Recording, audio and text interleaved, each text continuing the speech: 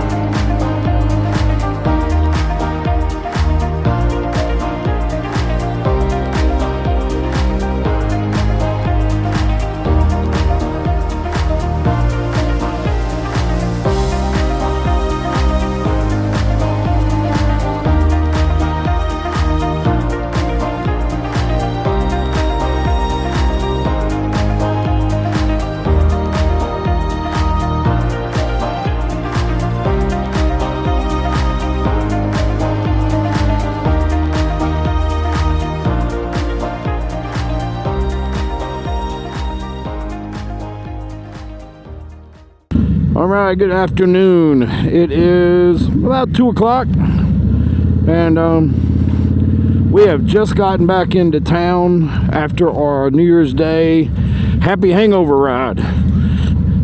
It's an annual ride the Roanoke Valley HOG chapter does, as I mentioned earlier, and this year I am the new head road captain, so it was a little different for me getting to lead it instead of riding in it. And you know, we expected with temperatures in the 40s and wind, had some good, you know, decent gusty winds going on earlier. We actually didn't expect a huge crowd. It was about about an hour ride out, an hour ride back, so not a real long ride at all. But so we were, maybe I underestimated, but based on what I've been hearing, I thought maybe, you know, 10, 12 bikes maybe, based on the weather conditions. And boy, they surprised me. We had 21 bikes, 25 people. We had a couple come in cars with another group that was some guests with our group. And when we rolled into the sheets and people started rolling in there, the parking lot filled up quick. So had a tremendous turnout. I'm really excited. You know, the Roanoke HOG chapter wants to be a chapter that rides, and my understanding is last year, I guess they didn't ride as much as they wanted to, and this year they want to get back to doing that. And those of you that follow me and Tina on this channel, you know, we're two for the ride. We're not two for to sit on the couch. You know, we pride ourselves in riding, and you know, short of some ice and snow on the road or some really crazy super cold temps, if I don't have to ride, that's about the only time I wouldn't. But this heated gear from Gerbing is pretty amazing, and it's been a very comfortable ride. But I will say I'm not running heated gloves at all. I'm running a pair of gauntlets that I picked up at a place here in town called Hopar's for about $40, maybe 6-7 years ago. And these suckers are warm. They're warm down into the 30s before you really start thinking about it. And when I left my house this morning, it was 39 degrees, I believe. And that's the air temperature. Obviously, that's not the wind chill. It helps. I do have, on this bike, of course, I'm on the Road Glide. I do have the hand guards, which I didn't put on for cold weather. I'm going to be honest, I put on because I like the way they looked on the Road Glide.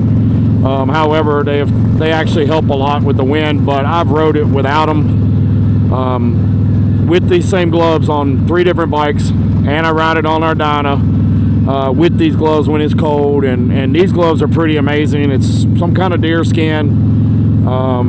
For $40, can't beat it. Now, I do have a pair of battery-operated Kimimoto gloves. They're in the tour pack behind me, and I do bring them along in case I need them for days like today, but never needed them. I got to Clarence's down in Ridgeway, and my hands were sweating. So, shout out to Hopar's if you're in the Roanoke area. Go check them out. Go check out Steve.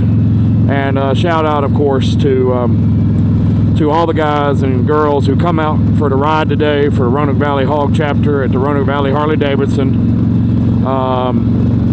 You know, great turnout. Thank you all for trusting me on the ride for the first time.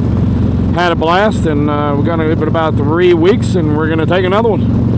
I've already got that one planned, and we'll talk about that more in the future. But great day. Happy New Year's again. You guys have a good one.